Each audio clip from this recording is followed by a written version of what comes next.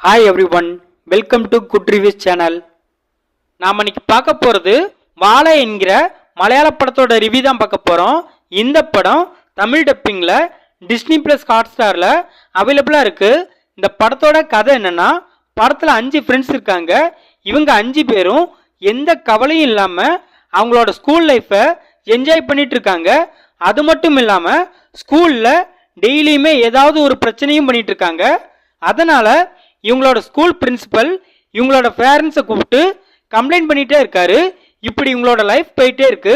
ஒரு கட்டத்தில் இவங்களும் ஸ்கூல் படிப்பை முடிச்சிருந்தாங்க.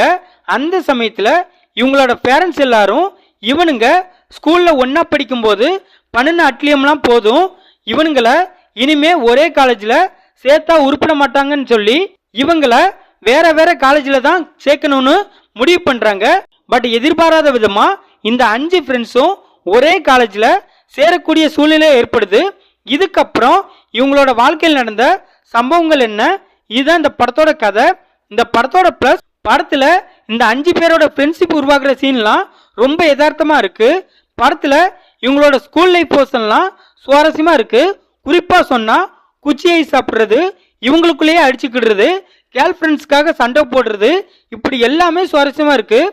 படத்தில் நடித்த 5 ஃப்ரெண்ட்ஸும் சரி, அவங்களோட பேரண்ட்ஸும் சரி, எல்லாருமே தரமாக நடிச்சிருக்காங்க. படத்தோட ஸ்டார்டிங்கில் ஒருத்தர் ஒரு வாழைக்கண்ணை திருடி கொண்டு போய் அவரோட வீட்டில் வச்சு வளர்ப்பாரு.